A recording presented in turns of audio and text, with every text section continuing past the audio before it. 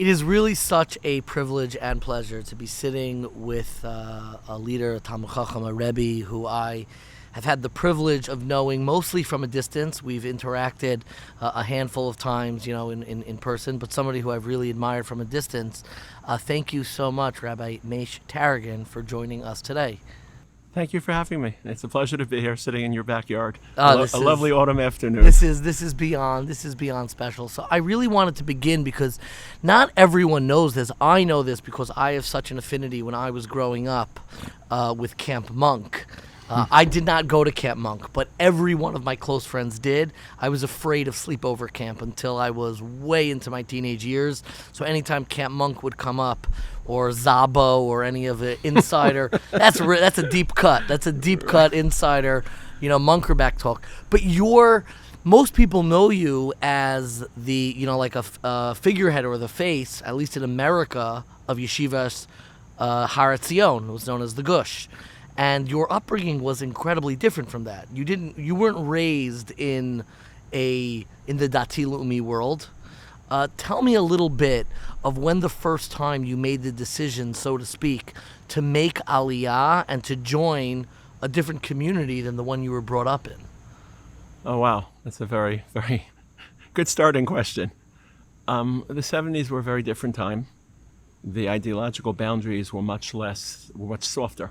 They were less rigid. There was less sectarianism, less Cantonization. I think it was also less ideological. I don't think the 70s was a very deeply ideological era, both in the broader culture as well as within the Jewish society. I went to a very yeshivish high school. I went to Kamenetz High School, and that was a natural lead-in to attend Camp Monk. There was no epiphanious moment, some breakthrough moment where I felt like I have to switch communities and have to move somewhere else. My parents attended Young Israel. They weren't deeply ideological. But my friends, my natural social world wasn't yeshivish. It created a little bit of a dissonance, and it was difficult for me. I felt as if through high school I was listening to my Rebbeim with half a heart. I enjoyed learning. I respected their dignity. I respected their commitment. But it just didn't speak to me. There's too much dissonance. And when you find Rabbanim who are so compatible and they broadcast at your frequency, you open your heart. And opening your heart is the first step of education. Until someone opens the heart, it takes a while. Chassidus, you mentioned before your affinity for Chassidus. It's called the second Amira. First, you have to speak to someone, find the pathway to who they are, to their soul, to their identity. Then once you build those channels of communication, in education, it can take a while to build channels of communication. Sometimes I don't say things to Talmidim when they're in yeshiva because I know I'll have to say something to them later on. After the leaving, then you can finally really listen once you've had that experience. So how old were you when you made Aliyah? So I was 27. In 1993, I made Aliyah. But I'll answer your second question now, not what drove or compelled the decision to go to a Hesed yeshiva. That was a natural social response. It wasn't like a break. No, there was never a break.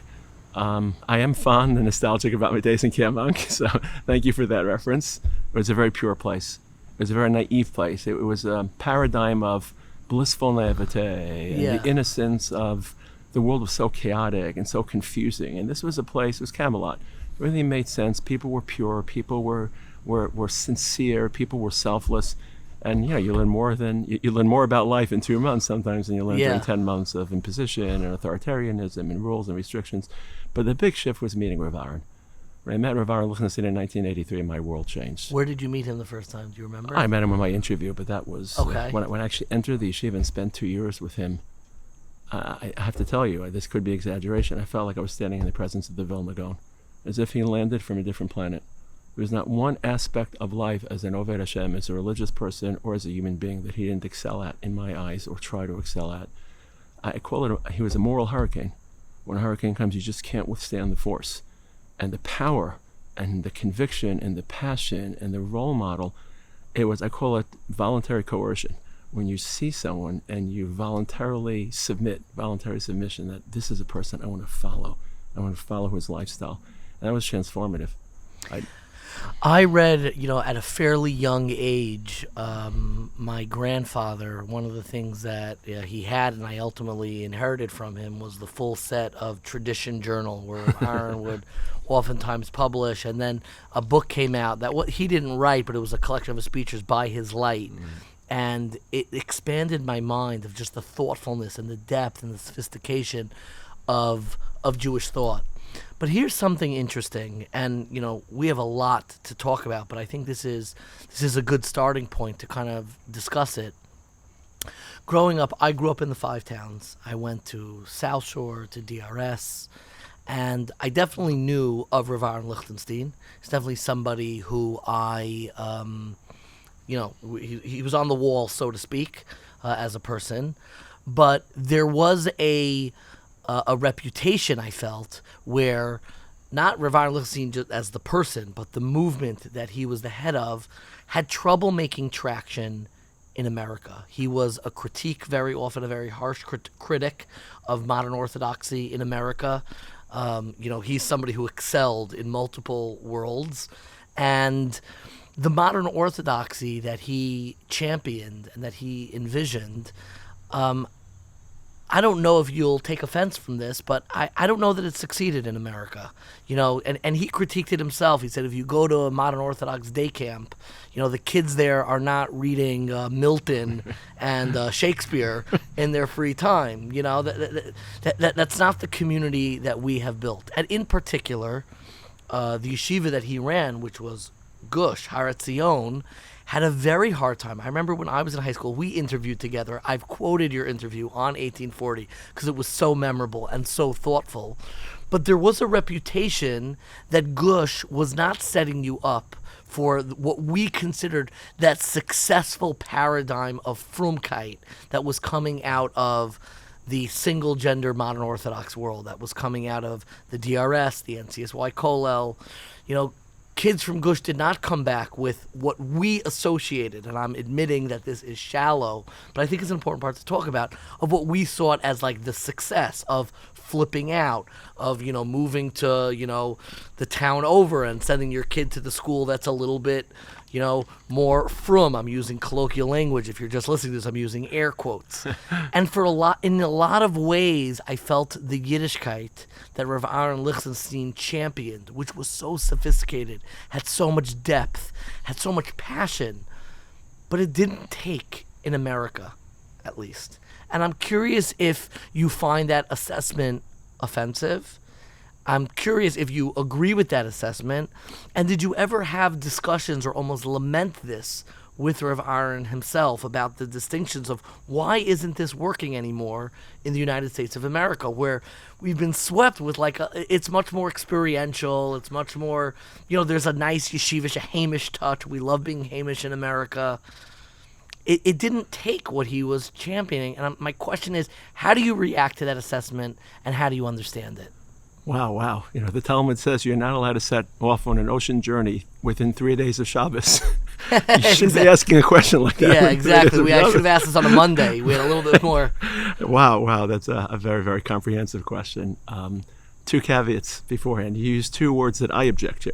You described yourself as possibly insulting and shallow. Those are the last words I would use about you. Oh, that's very kind of you. I can't imagine you insulting someone just having met you. You're such Yeah. a sensitive person, and you're such an inquisitive, respectful person. And I can't imagine that in any association you'd be called shallow. So use those That's 2 very words about the kind. question. If you allow me just to backtrack for a second in terms of establishing the profile of Rav Lichtenstein before I answer Sure. your question. They say about the Chafetz Chaim that it's a pity he was such a tzaddik. Because when you think about the Chafetz Chaim, the image that's evoked is tzaddik and pious and determined Righteous, and passionate. And humble. he was the greatest Talmid Chacham of his day.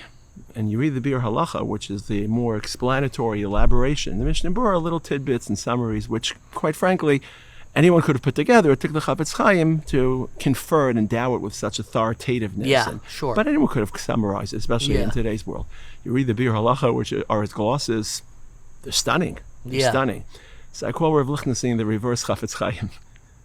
It's a pity he was such a big Talmid Chacham, because what he really was, his midos, his care, he wasn't charismatic. He didn't project himself, which is part of his authenticity. He was extremely authentic. And anytime you are charismatic, you're projecting. You're projecting yourself to me. I'm projecting myself to you. Hopefully it bears some semblance to our authentic selves. Hopefully we're not masking ourselves or defrauding one another. But there's always a different you. He was so authentic and so honest, but his midos were just so inspiring. I'll be honest, I think about my Rebbe probably, on average, 10 to 15 times a day. probably 13 of them, when I think about Midas, trying to be a better husband, trying to be a better person, trying to be polite, trying to say thank you. He was such a Shena Yid. He was such a beautiful person. There was an interview, if you allow me to just jump in, and you'll obviously there's a lot more to respond to, but one of the Rav Lichtenstein interviews that moved me a great deal, provided me a lot of comfort because I haven't heard anybody else discuss this, when he spoke about his minyan attendance when he had young children. How did you hear about that? That was a secret conversation. Not anymore.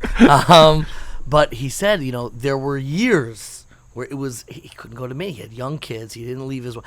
And that's like one of those things which I know every young couple contends with, some healthily, some not so healthily. Your religious obligations, your home obligations, realizing that those should not be in fight with each other. Your home obligations are religious obligations. And the way he spoke about it was so comforting to me. It was like, oh, this is somebody who has their priorities intact. And I'm sure also empowering. As you were discussing that conversation, which I initially heard in a very private, contained setting, but I guess has been since publicized, I remember a situation a few years ago. I was speaking in a shul over Shabbos, and it was Motzei Shabbos between Mincha and Mariv, Sudash Lishit. And there's a lineup of people that always come over and ask you questions and want to speak. And generally the lineup tends to be females because sometimes I feel they're less centered in the shul experience, they're less in front. So I always try to favor them. I always try to be as attentive and mindful of each person, not to look at the back of the line, but each person is coming. And there was an older woman who was taking a long time to ask a question, and people were tugging at me, Mariv, because Shabbos was about to end. And I just said, start without me.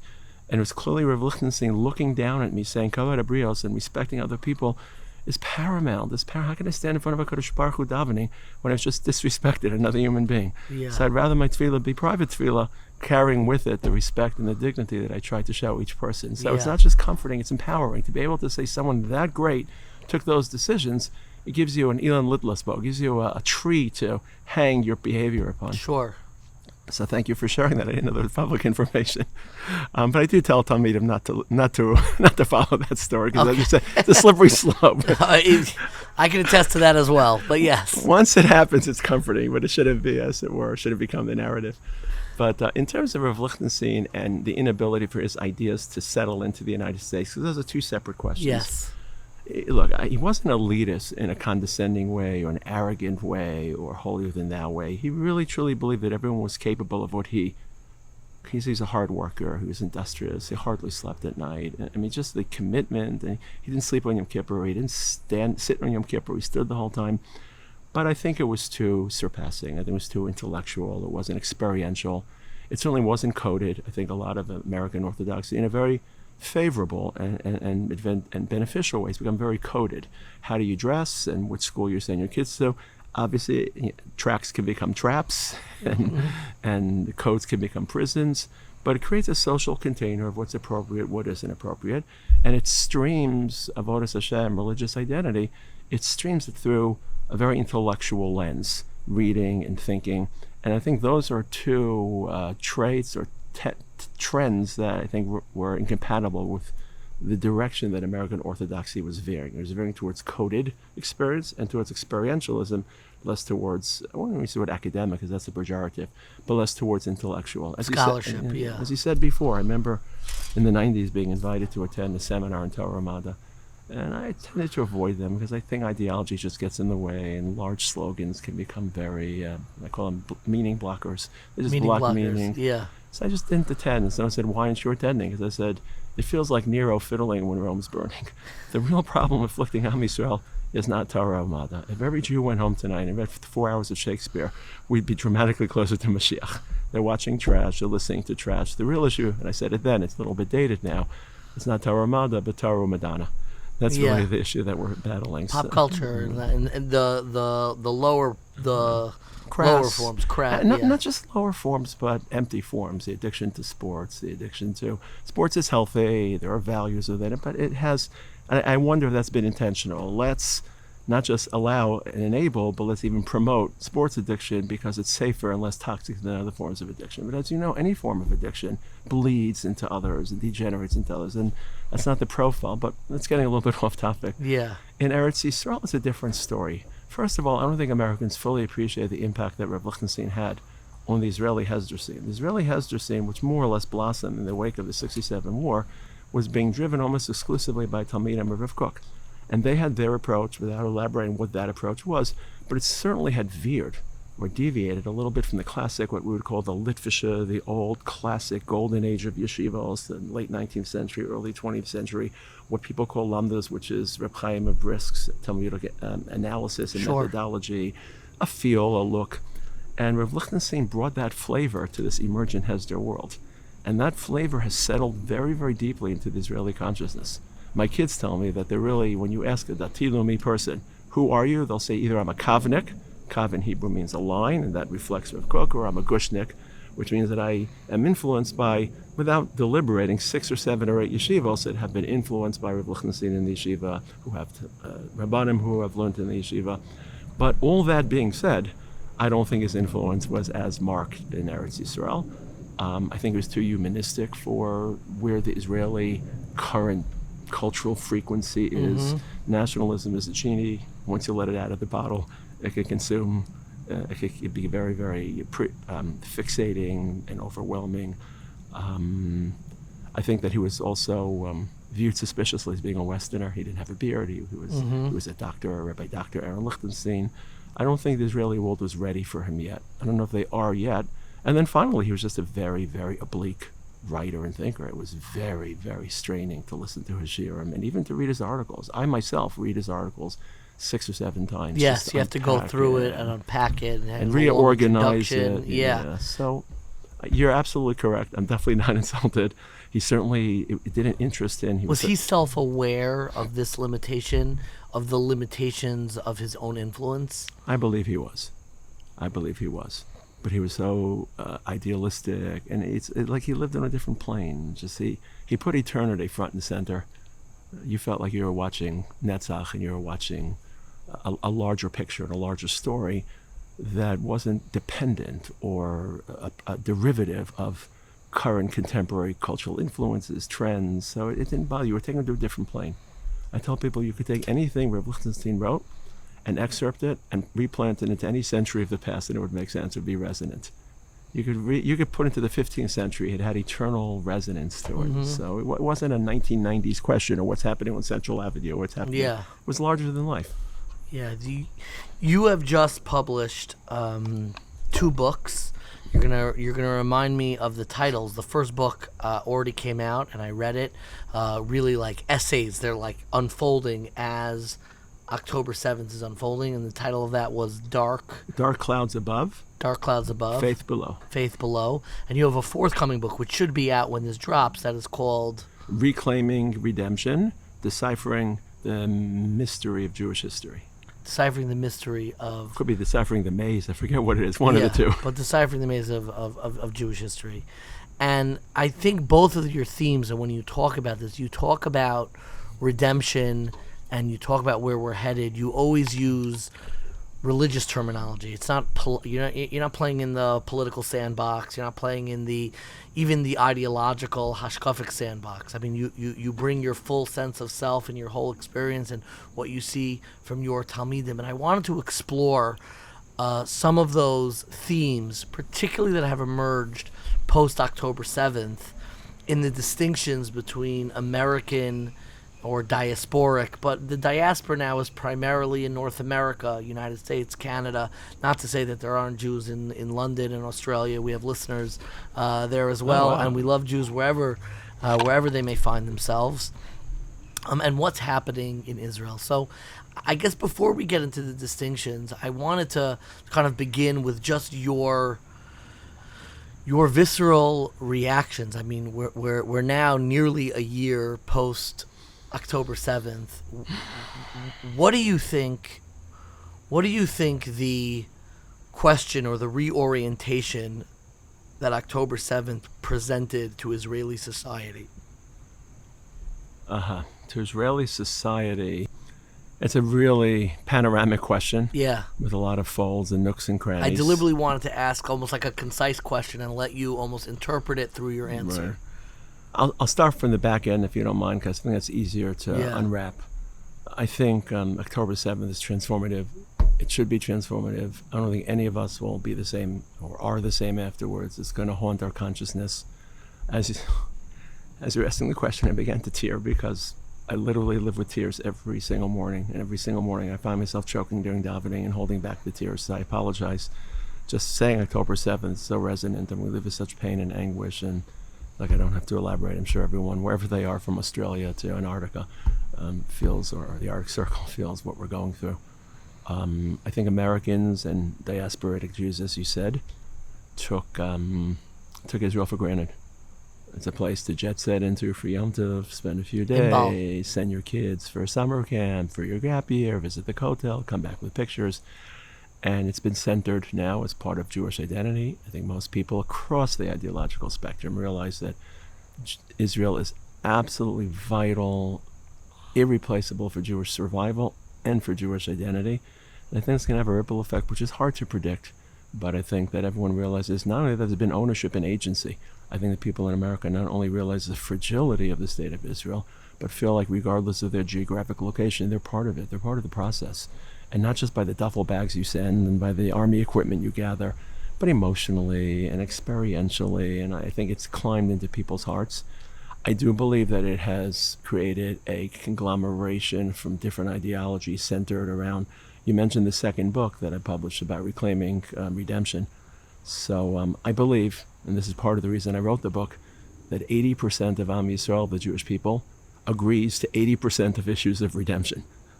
But we spend all of our time clobbering each other about the 20% we disagree with. What's that 20% we disagree with? Slogans. Zionism, platitudes. Zionism. Yeah, what are the platitudes? Platitudes. Think about the famous phrase that everyone is so confident they know what it means. Yeah. I read a lot of literature. I don't know what it means. Geula is ambiguous. Semikha is a metaphor, growth, and reishis is a qualifier. So it's a qualified metaphor about a word that we don't know what it means. Yet everyone has such certitude and confidence. It is reishis, smichas, geula, saying no. You do say Hallel and Yom. I know a lot of Jews who are deeply immersed in Israel and the movement of Israel and the future of Israel, who for legitimate halachic reasons don't recite Hallel and Mitzvot. It can't be reduced to data points. I feel like everyone knows. Since you mentioned Reishis Michas Gula Seino, one of the articles in my book, I said, let's change the metaphor. Let's change the label. I call it the fourth room. There are 4 stages of Jewish history. Imagine 4 rooms. The first room is the pre-Har Sinai, the pre-Sinai room. The first 2,500 years roughly of history, where only a few people were able to discern the divine presence. The next stage is about 1,300 years, the golden era, Jewish monarchy, Jewish sovereignty, Jewish statehood. Wasn't always so golden, but let's call it the golden era. The third stage is, let's say, roughly 70 AD to 1948, which is the rabbinic age, the age of exile, the age in which Jewish identity was pivoted on only halacha and only ritual and only practice. And now we're in the fourth room. And the fourth room is the shift of history. We're inching towards the end point.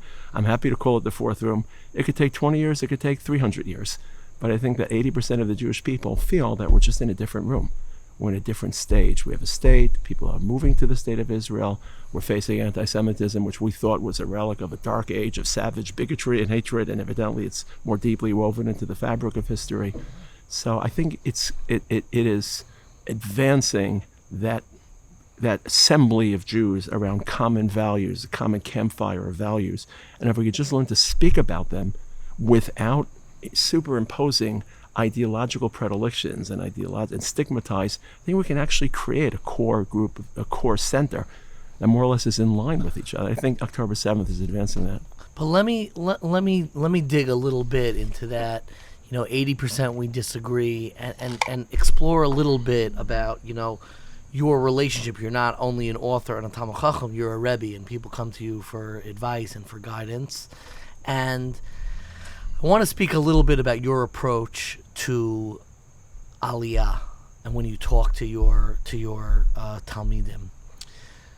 There is a sentiment that I have heard, mostly pre-October 7th, but I've heard it post-October 7th, where people do not want to make Aliyah for religious reasons. Meaning, the reason why I don't want to take my family and go to Israel is because of the uncertainty of how my children will turn out, which is for people hearing this for the first time who've never heard that sentiment, feels very upside down. It feels very jarring, feels very judgmental. I just want to make it absolutely clear, particularly to our listeners in Israel.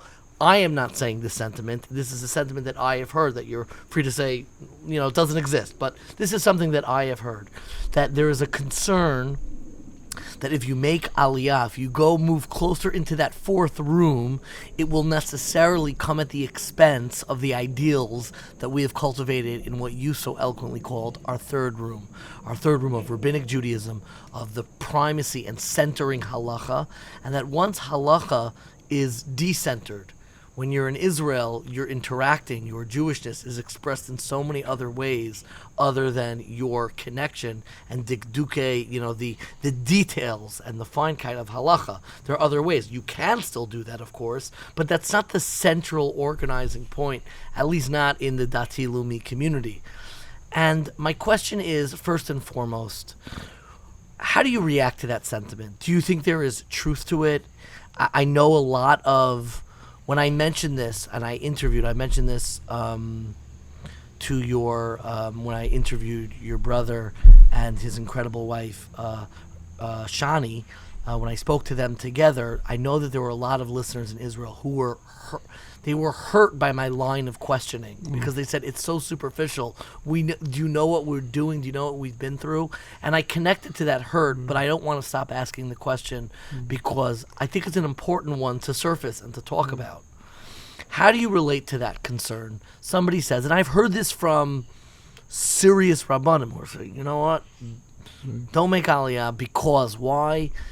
It's a safer choice that your kids are going to be frum in the way in your conception of frumkeit. In America, they'll be part of the Yeshiva League. They'll know how to play floor hockey. They'll go to NCSY Kollel. They'll attend your classes in YU. Yeah, they'll attend my classes. The whole thing. And it's less. There's less risk. Again, if you fall off in America, you really fall into the abyss of actual assimilation.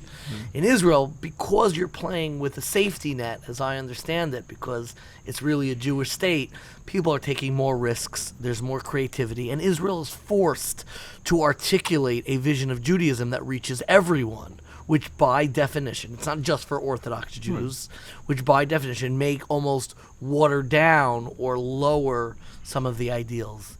So I'm curious, what's your feeling towards this sentiment, and how do you advise your own students to work through and think about making Aliyah? Okay, as I said before, you're a complex thinker and your questions are multi-layered, so I'm going to try to tackle them one by one. First of all, reversing back to something you said before, and it sounds like you were sensitive to it, especially with October 7th, I feel that people are very quick to run to ideology and what meaning can we take from it and how can we better understand it and what's the purpose for Am Yisrael. There's real suffering and there's real pain and there's real agony and there's so many layers to it in so many sectors. And it's very important to put sympathy and sensitivity before ideology, and I see sometimes people making that mistake. So I'm happy that you raised it, and when, in this case, it's not about October 7th, but when people move to Israel and the children are no longer classically observant, it's very painful. So when it's discussed, it has to be discussed with sensitivity and with, in a soft way and in a well-rounded way. But not just about this, about any area. Yeah. I've been writing articles. I haven't stopped thinking about October 7th, and I write several articles a week. And I wrote an article a few months ago and had the following phrase, and says, no one denies that despite all the suffering, this has been one of the most meaningful periods for the Jewish people, which I think it is, because if you interpret meaning to be drawing meaning and drawing content and drawing inspiration, and a bereaved mother, called me up and was so insulted. And it wasn't my intention, but I just wrote a letter of apology, and as you know, apologies should not contain, which word? Shouldn't contain the word but. Yeah, if, but, yeah. Right. Apologies have to have a period. Yeah. And I wrote a heartfelt apology, and every time I write about October 7th, I write about it as delicately as I can. So thank you for raising that issue, and it's important because I think we're so ideological, and we transform these events from a human experience into an experience of ideas. And these are real people, real families. We're burying children, family members. Goodness, marriage is breaking apart. War. Yeah. You don't even know where to turn. You don't even know what agony to feel on which day. families, children, people living in hotel rooms for 10 months in one single room. These aren't the idealized hotel experiences I said before. But anyway, that's a little bit off-road, but I apologize because sometimes those are more important. I'm so happy that you raised that. And second of all, with regard to Aliyah in general, not only with regard to the variable that you identified, but Aliyah in general is such a personal decision and it's such a complex decision that it has to be very personalized and there's no formula. And any Talmud that comes over to ask me about Aliyah, I preface it by saying there is absolutely no right answer. And if you remain in America and you feel that you're contributing to our people, to our Kadosh Baruch Hu, to God, and you feel that you are making a contribution that is vital and irreplaceable and uniquely contextual to whatever country you're living in, I will be just as proud of you. And to be honest, when I visit my peers who stayed here in America, I'm inspired by them. I don't feel morally superior by the fact that I made Aliyah. I made a choice. It worked for me. It was a deep moment of soul searching. It was my moment in which I looked into the mirror and said, for whatever reason, without getting into the details, I had to give up a lot of my life in order to make Aliyah. So it has to be a very nuanced, respectful, and personalized decision rather than a binary yes or no, and these are the factors. Getting to your question per se, it's absolutely true. It's absolutely true that people who are moving to Israel are struggling to educate and nurture their children in a way that reflects the classically observant lifestyle that we're bred on, and it's based on a range of factors. What are some of those factors? Well, one you table. I call it the Shimon Peres syndrome. When Shimon Peres died, we eulogize him as a state hero because of. So as an adult, you contextualize. As an adult, you prioritize. As an adult, you build a pyramid of values, and he occupies one stone on that pyramid. But the apogee is religious observance, relationship with HaKadosh Baruch Hu. But 15-year-olds think in black and white, they think in binary. And if the entire world is eulogizing Shimon Peres, or in our context, a fallen soldier who we heroicize, be honest, when I say Allah Tzadikim V'Allah Chasidim in my davening, I've changed who I think of. I think of soldiers. I think of people who are willing to die for me, to defend my people. I used to think of sages and people from that. I still think of them, but I think about soldiers. Allah Tzadikim V'Allah Chasidim. So when you're a 15-year-old hearing those messages, and you're struggling with religious identity, with submission to a set of rules and principles, which of course clashes with your desire for independence and autonomy. So you can opt out and say, I can still remain a Jew and a proud Jew and a heroic Jew. There's that factor. The Israeli culture is less obedient, it's less submissive, it's more brash, there's a search for authenticity. I believe it's metaphysical when you live close to Kadosh Baruch Hu, but it's also cultural. It's in the polite, obedient, follow the rules and follow your father's footsteps. And the third step is also deeply woven into the whole ideology. If you feel that 1948 was a shift, it's harder to feel yourself as a continuation of pre-1948. For many Jews in Israel, Jewish history began in 1948. So we're delivering a different message. If you're a Haredi living in Bnei Brak, essentially 2024 is like 1624. In terms of change of governments, and I'm not disparaging that. That's one legitimate approach. But in our world, we're delivering mixed messages. There's a shift. It's a new world. New aspects of Jewish identity, Jewish peoplehood, Jewish expression, but there's a Masara that you should find a way to reinterpret and refreshen. So there's a melange of factors that's causing young men and women. And of course, we're also immigrants. And every time you're an immigrant, there's a cultural gap and a language gap. I don't know the songs. I don't know the movies. I don't know. So right away, your father is seen as outdated and obsolete and less relevant to your world because I can't be part of that world. So the reasons are manifold reasons. Now, in terms of making the decision, I have absolute respect for anyone that articulates that position. I understand it. It makes sense. It's valid. There's a counterposition that you may want to join Jewish history in a real and practical and grounded manner that is harder to be part of outside. You're on the sidelines in Chutz La'aretz. You can still affect the game when you're in the sidelines. But in Eretz Yisrael, every decision you take and every stone you lay, and every building you construct, and every student you touch, and it ripples. It ripples in this great pond of Jewish history, and the ripples keep developing in ways that, of course, like any people you mentioned before, Reishis Michas Gula Seinu. So I disdain the slogan, but if you ask me, when did Reishis Michas Gula Seinu begin? The moment the last Jew to leave Jerusalem in 70 AD performed the first mitzvah. It's an aggregate process of mitzvos and tfilos and chesed and midos. If you live in Williamsburg and you go to the mikvah with kavana, I'm absolutely convinced that's part of the process of Gula. But in Eretz Yisrael, we have the privilege to both affect it metaphysically, the backstage, I call the backstage of history, and practically the front stage of history. There are two stages, and history is unfolding on each stage.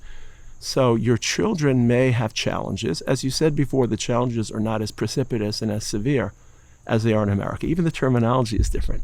You use the terminology that Americans use, which is off the derech. Yeah. What's the terminology that Israelis use? Choser b'sheila. It's a very different experience. Yes. Namely, they're still on the derech. Yeah. They're just asking questions about the derech. Exactly. I love the term. We did our old 1840 series. We did a series on going off the derech, and I said how much I hate that term, and I love the term being choser b'sheila. Actually, I like it. I wish we could co-op. I think it's a great way to describe frum people. I wish we described ourselves that way, choser b'sheila. I'll tell you a cute story since you said you're a chassid, you love chassidus as I do as well. Today's the yard side of Tzadok. So Tzadok was very deeply influenced by the Ishbitz, who was influenced by the Kotzker. Sure. So Talmud once came to the Kotzker and said, Rebbe, I'm having questions with faith. I don't know if I understand that Hashem exists. So the Kotzker says, no. He says, well, if it doesn't make sense, then why should I keep mitzvahs? He says, okay. He said, well, if I shouldn't do mitzvahs, I can't perform. He says, okay. And finally he asked the Kotzker, who was absolutely tenacious about pursuing the truth, and he said, so where does that leave me? He says, that leaves you with someone with questions, like everyone else. Yeah. Don't be afraid of questions. We're in a world that is afraid to ask questions. I understand why, but down the line, it boomerangs. It's going to bite us if we don't ask questions. Faith sits at a location of identity that's beyond questions. It is the ground upon which identity grows. It's the soil of who we are. And if you're fortunate enough to have it endowed to you by people, then excuse the mixed metaphor, it transcends questions. It's beyond questions. But questions is the pursuit of authenticity. If you don't question a Rishon, you can't begin to understand, well, what logic would I have assumed about the Gemara? What did he assume? I don't understand. How can I climb into his head and understand it from his perspective? So I think the terms are different. I feel very honored to have the opportunity to not just be a pawn of history, but an author of history. Not just be impacted and victimized by historical vicissitudes that are beyond my control, but to actually be part of authoring history. And for some people, you never want to accept risk, but it's always risk-benefit, and the benefits are... Yeah. So I wanted to talk about, this idea that you actually wrote about being the third generation. You wrote this really eloquent and thoughtful article about the concern that there would be a apathy of the third generation. The first generation is the generation of pioneers. They come in, they establish a state, they figure out the way. I mean, they're living by, the skin of their teeth. Then the second generation is the one that kind of institutionalizes that pioneering idea, establishes it, gives it, like a good foundation to grow on, and this and that. And now the third generation is the one that kind of grows into this established community. And very often the third generation can end up taking the world that those first two generations built for granted, of just like, okay. And there was a concern pre-October 7th that, all of the fighting that we saw in Israel, et cetera, that maybe this third generation would not have what it takes to really perpetuate this grand idea of what the redemption and what the state of Israel and what Eretz Yisrael and Amch Yisrael is all about. And your article said, absolutely not. You were proven, and anybody who had that sentiment was proven wrong. Why were you proven wrong? Why is that an incorrect? I don't mean that you're the one promulgating that idea, but why was that idea so not true? What do you think gave that third generation the strength to not have that apathy? I'll take a broad view and then more specific view, if you don't mind, about answering that question. Please. I think there's a very confusing and unhealthy myth called Niskatnu Adaras, that every generation is a pale shadow of the previous, and there's a deterioration, and we're midgets and they're giants. It's true about the authenticity and the accuracy of the Masara. Those closer to Har Sinai have a more accurate rendition of Har Sinai. Just like if we played broken telephone and there were 10 people around the table and I said a word to you, by the time we got to the 10th, it would be distorted and altered. And also because we believe that Torah is also a morally inspiring experience to learn the word of HaKadosh Baruch Hu, to study his word. So we also assume that there's a moral standard and a moral experience that is harder for us to reach because we're further down the pike. Mm-hmm. But that doesn't mean that in every single aspect of experience and identity there's a constant deterioration or degeneration. I think it's true about, for example, Rabbi Akiva's generation. That was heralded by our Masorah as a generation that exhibited unparalleled courage and commitment and devotion. And I think we're living through that generation. I think the faith that our generation, when I say our generation, you asked about the difference between the first and the third, but now I'm taking a larger cross-section, the 20th century and the 21st century. It's the greatest anthropological miracle, the greatest anthropological recovery in the history of man. A nation having endured 2,000 years of hatred and discrimination and homelessness and wandering and unremitting violence suffered the greatest horror in the history of mankind. A few years later, rebuilt their state by collecting Jews from 52 dialects, facing homicidal antagonism and anger from every neighbor, including the world that still doesn't accept our license. What other generation could accomplish that? This is a generation of giants. And I think it has to change. As now we're recording this Erev Rosh Hashanah Yom Kippur. I don't know when people will listen to this. I think it has to influence our tone of tefillah. Our tefillah is supplicational and petitional. And we don't deserve it. But also we have the right to say, Rebbeinu Shalom. We deserve it. This is something that I can, and going back to the voice of Chassidus, this is the voice of tefillah that Chassidus innovated. If you're really a child of HaKadosh Baruch Hu, a child doesn't ask, a child tells, as you know. Yeah. It's called desirable insolence. HaKadosh Baruch Hu wants us to be a little chutzpahdik. Yeah. Because that shows that we care, that we treat him as our father, not just as some distant theoretical God in heaven who we have to bow down to, and we have to, which of course we have to. But so I think it's an enfeebling myth. We are living in a generation of giants in certain areas. In other areas, we're still challenged and we're still under-resourced. Baruch Hashem, different sectors of our people are resourcing us in different ways, and that's the kaleidoscope of the Jewish community. The people are contributing in different ways. Why was it proven wrong? I think that our community, again, I have tried to avoid discussing communities because I really don't see communities. I don't. Yeah. Someone asked me the other day, which community, what type of Jew I am. I said, I only know of one pasuk, Ana Avda de Kuchabruchu. I don't think that there's a multiple choice fill in after Avda. Yeah. Ana Avda man orthodox, Ana Avda dati lume, Ana Avda Kuchabruchu. I tell my students, discriminate between identity and community. Identity doesn't have a qualifier. You're an Oved Hashem. You have to decide which community to live in. And that's a calculus of risks, benefits, advantages, disadvantages, but never let the community within which you live start to shape your identity, because then it becomes a gilded cage.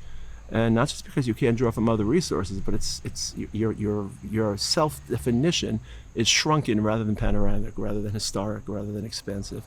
So I think in the Dati Leumi community over the last 50 years or so, I'm not sure that we've excelled at everything. In fact, I'm pretty convinced we haven't excelled at everything. And as you alluded to earlier, Rav Lichtenstein was an ardent critic because he was honest and he taught us to be honest as best as we can.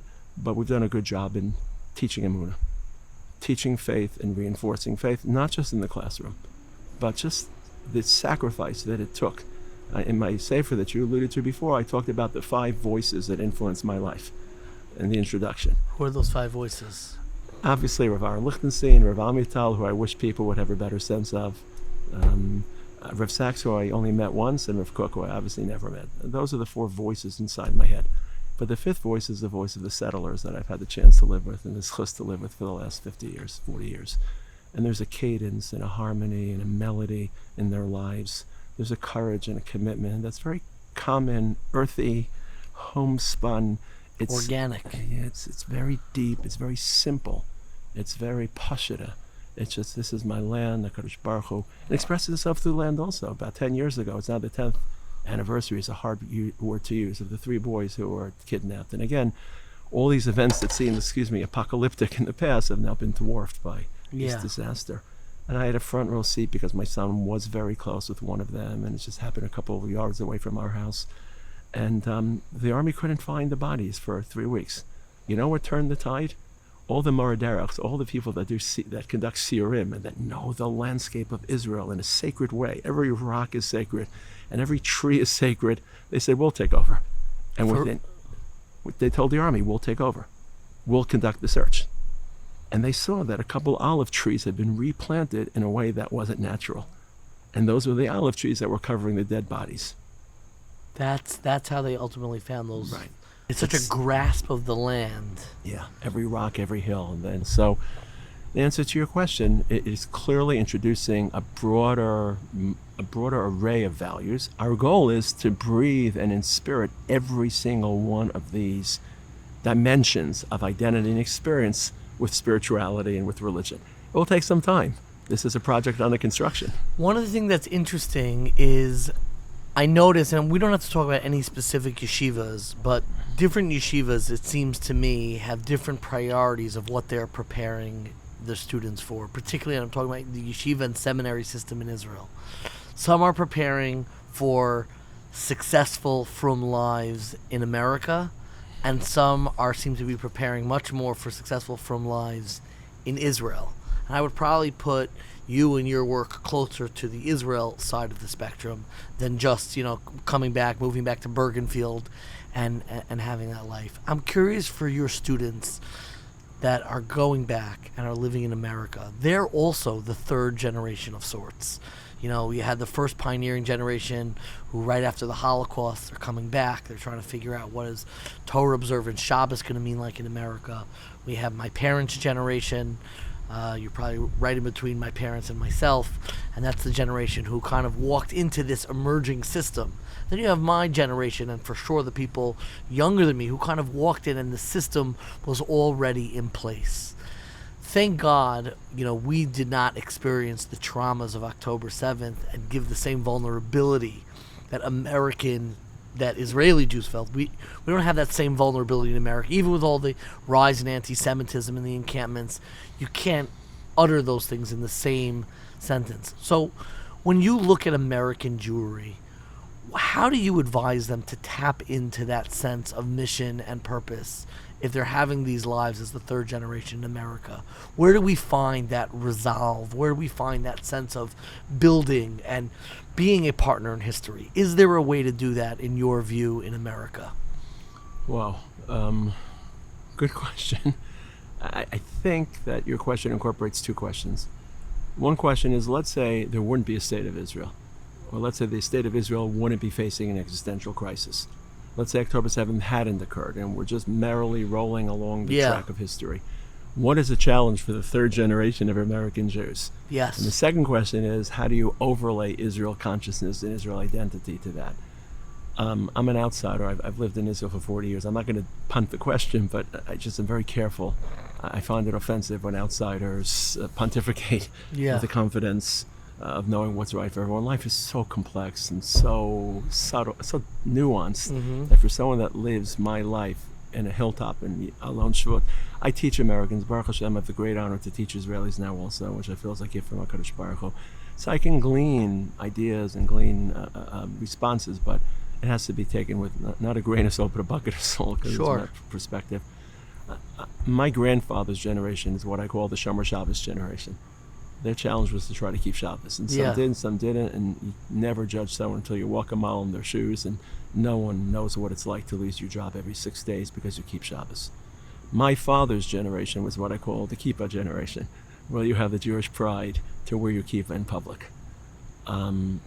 Our generation, again, it's still too fresh, so it's hard to look back. You get 20/20 hindsight in the rearview mirror, you're able to see. We've succeeded in creating a brand of religious Judaism in America, whatever that brand is. It's coded, there's a dress, there's a style, where you go to camp, where you go to high school, where you go for the summer. There's a track. It's very institutionalized, very tracked. Absolutely. How can you blend that with authenticity? How can you blend that with self-empowerment and self-expression? Namely, there are two potential victims of branded experience in general and branded religious experience.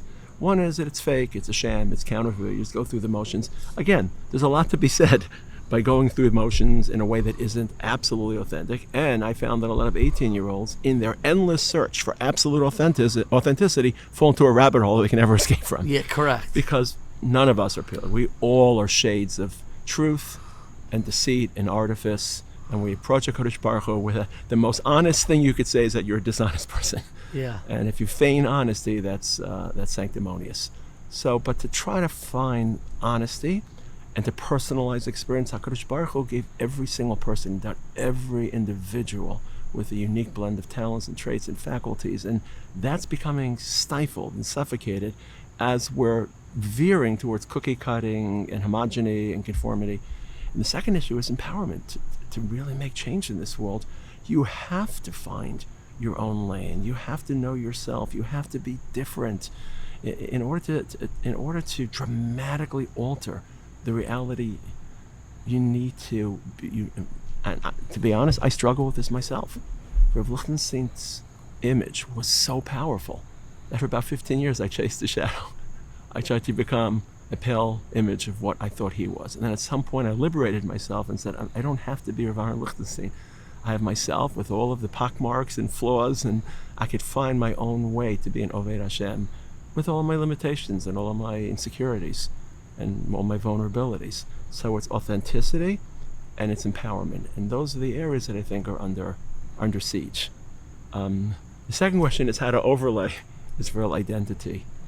And before you get to that second part, there's a part of me that feels that American Judaism has been very, at least for me, very performative in the way that we overlay. We have we go to the Israeli Day Parade. Some schools, it's Yom Ha'atzmaut, yes, no, and all this stuff. But the realness, the stat I always say is I don't know any American Jews who take off from work on Yom Ha'atzmaut. Maybe they're out there, and I've said this before, and I remember one person said, I know somebody. Okay, you met somebody, but it's not common. I know people who will take off for a Hanukkah party, right, for Purim. Yom Ha'atzmaut is it doesn't matter where you are in the community, whether you're yeshivish or modern Orthodox. It's very performative. No one is like, okay, I got to take off from work today because I am really connecting to the celebrations. How could we overlay that and make that more real without just making it about the trauma of October 7th? Right. What do we need to start doing differently to build that connection in a more visceral way? So you're making me very, very uncomfortable because I'm so averse to instructing people in practical ways how to lead their lives.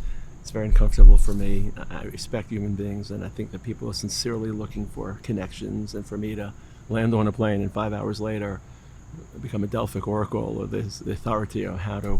These are just some suggestions. I think you need time. Happens to be why I love your religious sensibility, why I've always been so kind of attracted to your thought and the way that you guide. I mean, the one time we spoke by phone, and we don't have to get into details, what was about, the sense of responsibility you take when you give a student guidance is so real, it's so human. It is not imposing a worldview or a very rigid outcome of what you think, that this is what they should be doing. And I've always deeply admired that. There's something very sensitive, vulnerable, honest, organic about the way that you cultivate religious commitment. That just to say, just as a fan from a distance, as an admirer from a distance, I find it very, very moving and very real. Something people should listen to and pay attention to. Made the plane trip worthwhile. We're going to come back. Only question is when to say Kaddish after the husband. Yeah. But thank you for that very, very charitable remark. But I learned from the master. As I said before, I had the great, great privilege in life to walk amongst giants. The two people that I met. When I say Modim and I thank HaKadosh Baruch Hu, my Shemona Esrei, I have these two images in mind because I really saw people from a different plane and they exhibited that sensitivity. I think there's nothing that can compete with just presence in Eretz Yisrael. When boys leave yeshiva, I don't know if they listen to me, but I say, I want you to be back in Israel once every 3 years. I use the Trumos U'Maisro cycle. Yeah. And the Trumos U'Maisro cycle, it's a 3-year cycle. So say 1 year you can go to Spain. Next year, you can go visit the Rockies. Every third year, you're back in Eretz Yisrael, dutifully. It's a pilgrimage, Shalosh Regalim, but on every third year. And when you come to Eretz Yisrael, try to avoid the insulated hotel experience. American scene. Just take an apartment today with Airbnb. It's much easier. Daven in a local shul. Obviously, if you can bring your kids for the summer, there's nothing that beats boots on the ground. In this case, shoes on the ground, not boots on the ground. Spending time in Eretz Yisrael, and just expanding religious imagination in ways that in Chutz La'aretz tends to be shrunken.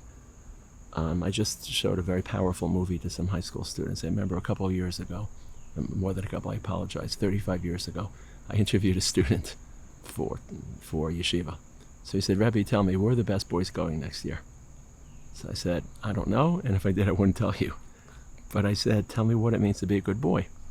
And he said, well, it's a boy that learns the most Gemara and that davens with the most Kavanah, which I thought was an adequate answer for a 17, 18-year-old boy, and fill in the blanks whichever school. I asked him a battery of questions, and my final question was, this is 1995, and it was right after the helicopter accident. 2 helicopters took off in the north of Israel over a kibbutz called Shar Yashuv. It collided in midair. Sadly, I don't know when people are listening to this. Sadly, yesterday we had another helicopter accident in Eretz Yisrael where several Miloimnikim were killed, Lichtenstein, and other people were seriously injured. But 72 people were killed, 72 soldiers were killed in a flash. I asked him, how did you respond to that tragedy? He said, I said some Tehillim, which again was fairly appropriate. I said, you know what we did in Israel? I sat with my wife in front of the TV, there was no internet, for 48 hours, and we just cried our eyes out. 72 levayas in 48 hours. One mother after another, spreading herself upon these freshly cut graves, shrieking.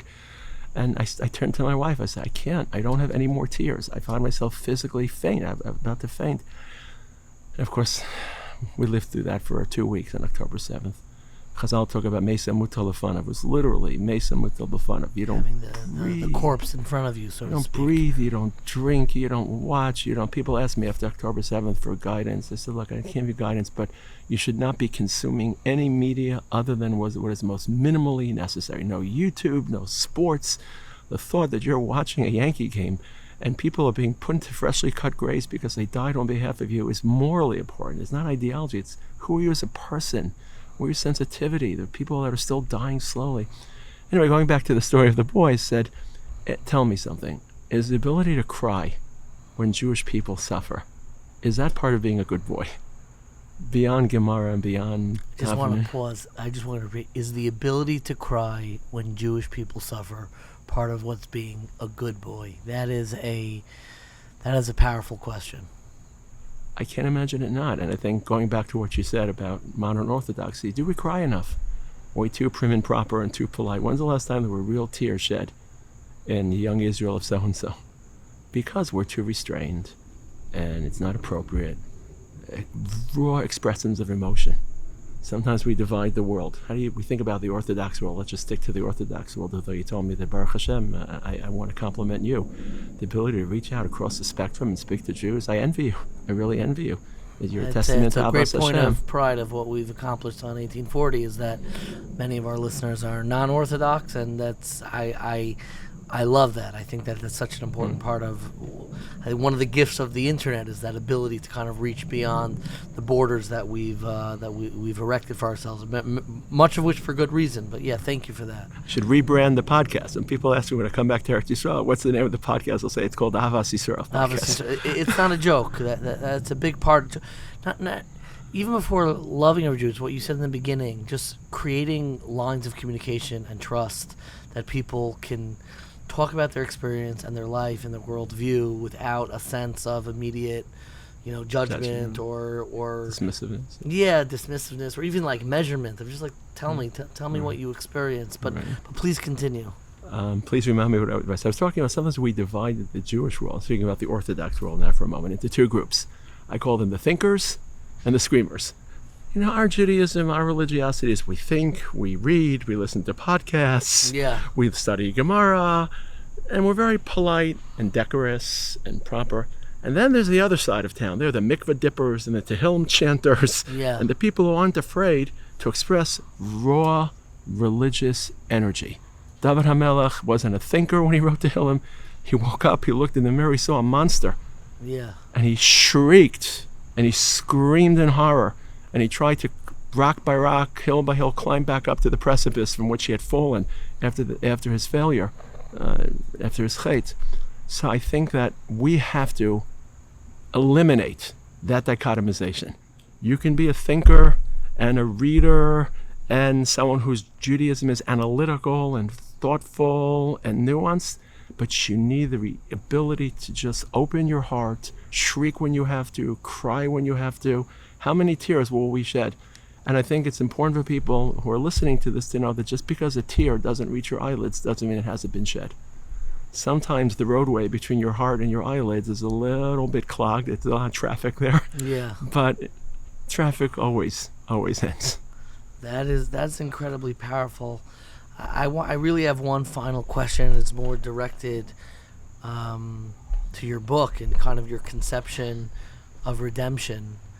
A question that I've been occupying and asking a lot of our guests and just been going through my head is like, how does this unfold? The Jewish community now, as we inch closer and closer to redemption, we have, this core Orthodox community in America, and we're kind of organized Orthodox, non-Orthodox. And then in Israel, there's the Haredi community, but even the Dati Leumi community is much more integrated. I think even the Haredi community is much more integrated with just the sense of like being a part of a nation, being part of a people, as opposed to in America, you have your community, you have your ideology.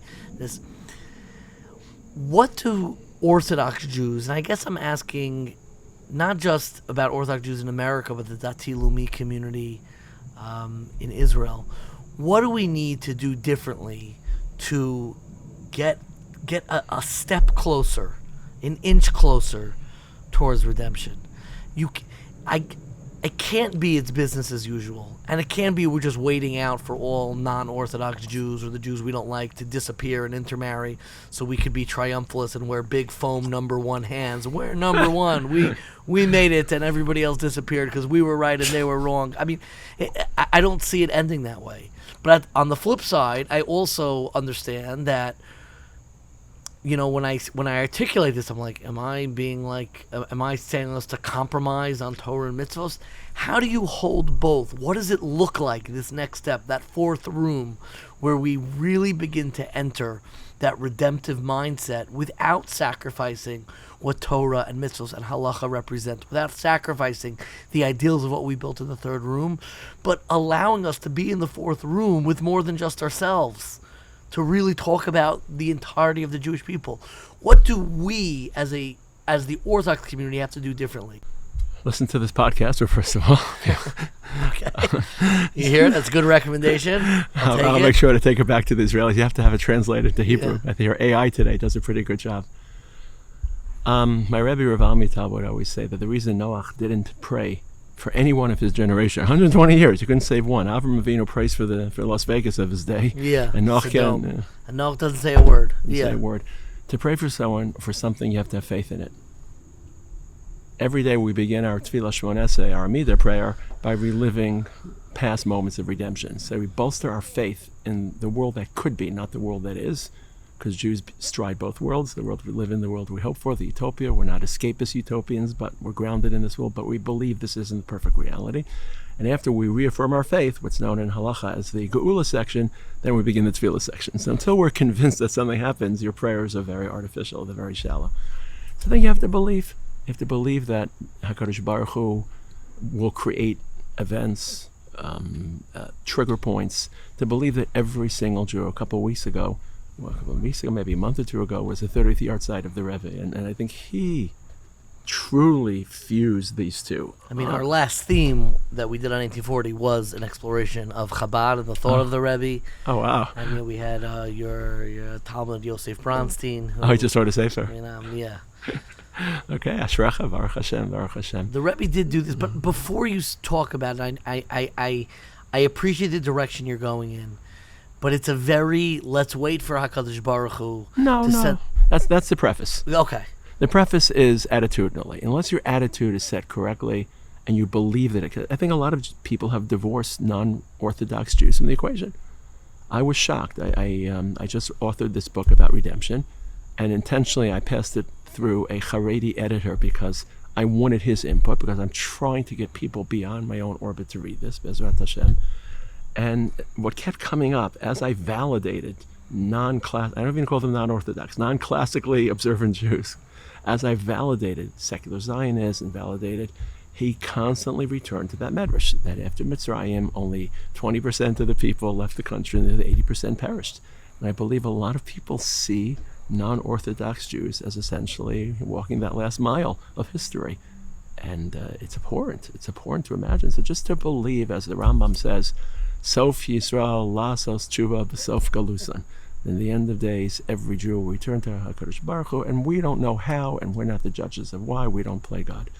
in terms of the practical issue, how to change that, I think we have to drop the labels, because labels confine and labels superimpose. I hate to use this word, I apologize, because I hate using Holocaust words in non-Holocaust settings. I think that part of what has to change after October 7th is our vocabulary. I was having a conversation with a very well-respected educator a few weeks ago, and he said something, and I stopped him in mid-sentence, which I never do. He used the following word in a non-literal way. He said, "Oh, that person raped the idea of its meaning." I stopped him and said, after October 7th, you cannot use that word about anything but rape. It is just disrespectful to young women and men who went through nightmarish experiences. I think this was true before October 7th, but any Jew who uses the word Nazi about another Jew, and suddenly after October 7th, the Torah that comes out of his mouth and the tefillos that emerge from his tongue are toxic, and in Shemayim tarfon osel b'fanav, in the language of the Rambam, Kadosh Baruch Hu cast them aside. It is so historic betrayal. It demonstrates a complete and utter lack of any sense of historical sensitivity to use that word about another Jew. So I'm going to use the word, but I apologize in advance just because I don't have better words. I think that labels create mental ghettos. We live in this world, and you shouldn't use the word ghetto about anything but where people truly suffered. It creates, this is my world, these are my value systems, I'm opposed to this, it's religion by number, and if I'm Dati Lomi, I have to follow these set of values and rules, and if I'm Haredi, drop the labels. These are movements that are fleeting and ideologies that are passing through time, like winds in the middle of the night, like all of them. In the middle of the night. 200 years ago, they didn't exist. I can guarantee you in 200 years, the word modern orthodoxy will be meaningless. The word Haredi will be meaningless. The word yeshivas will be meaningless. The word yeshivas right, yeshivas left. The Ashkenazi world went through a chain of destabilizing events, from the Reform, the Conservative, secularization, Enlightenment, emancipation, communism, Bundism, secular Zionism, nationalism, the Holocaust, and it was an earthquake.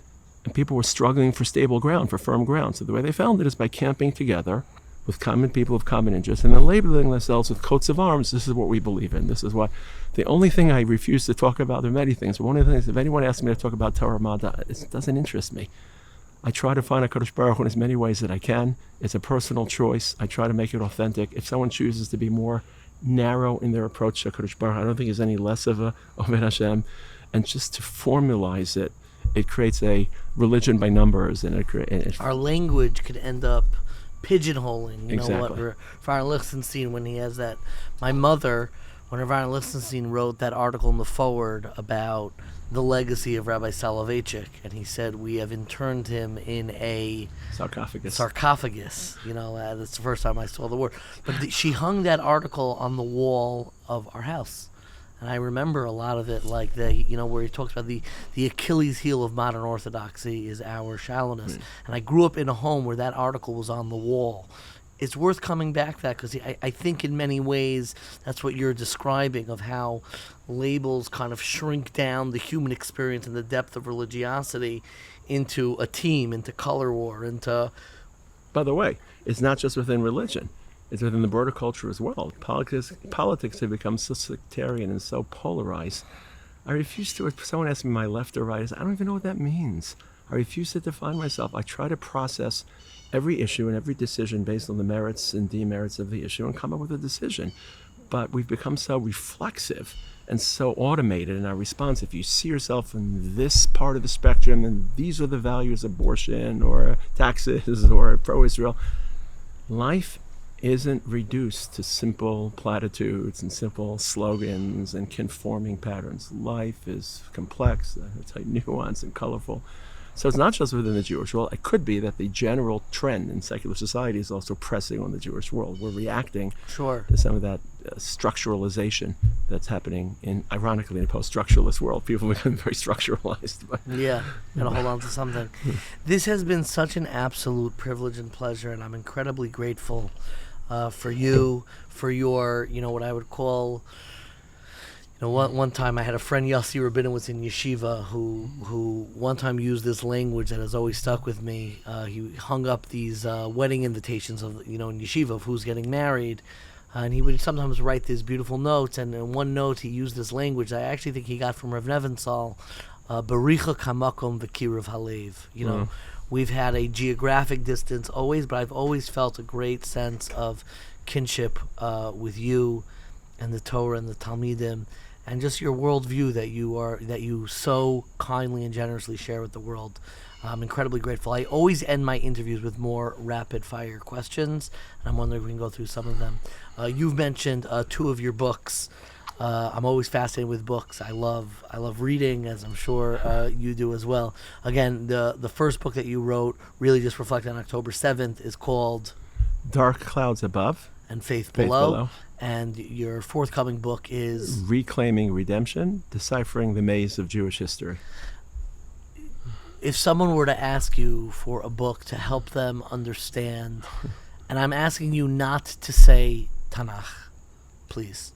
If somebody is asking for a book to really understand the current religious opportunities and challenges that exist in Israel, and specifically an American who's trying to understand it better, because it's very different than what we have in America. We sometimes think, modern orthodoxy, Dati Lumi, they're different worlds. What book would you give them to introduce them to just the depth and the beauty and the challenges and everything about what religious life currently is like in Israel? It's a hard question to answer because I'm not an avid reader. I try to reduce my chinuch, the education of my talmidim. I tell them to 3-word mottos. Everything that's important in life can be said in 3 words, because sometimes us rabbis, we speak very highfalutin grand fashion. I was trying to ground it for them. So I've given them a series of 3-word mottos. One of my mottos, which is a little bit deviant because it's 4 words, is read less and think more. Read less, think more. Because we're suffering information overflow. Yes. I think it was T.S. Eliot in the Wasteland once said, let me see if I get this right, where is the knowledge we've lost in information? Where's the wisdom we've lost in knowledge?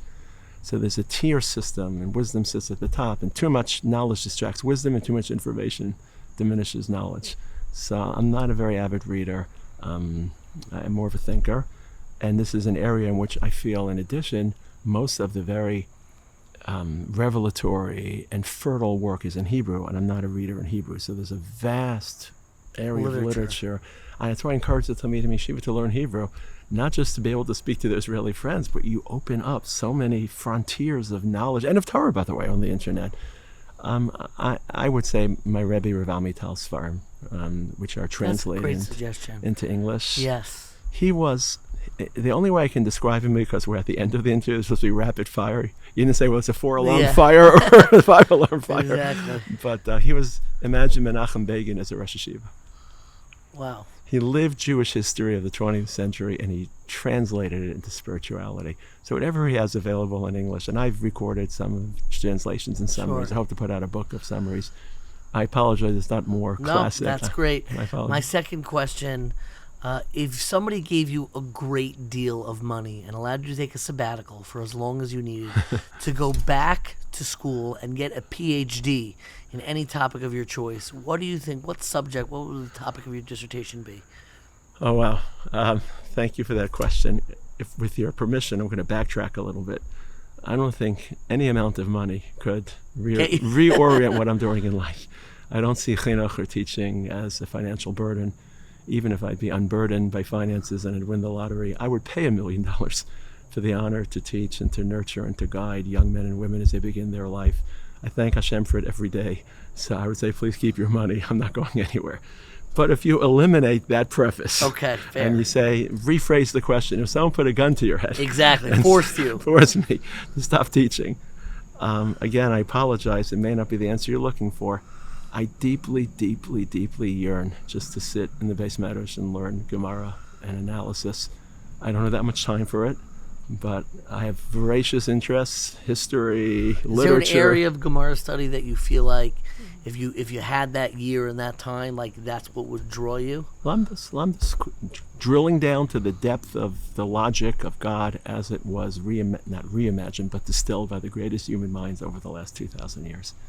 Absolutely beautiful. My final question, I'm always curious about people's sleep schedules, one that I'm sure you need a better one because I know you're traveling right now. What time do you go to sleep at night and what time do you wake up in the morning? Okay. Nothing dramatic. I go to sleep around quarter to 1. I wake up about 6:15. That's great. Right. Nothing too deviant. Rabbi Moshe Taragin, I am so grateful for your time, for your wisdom, for all of your support and encouragement. Thank you so much for joining today. Thank you, and Hashem should give you continued strength, continued vision, and continued courage. Amen. The third being the hardest to achieve. Amen.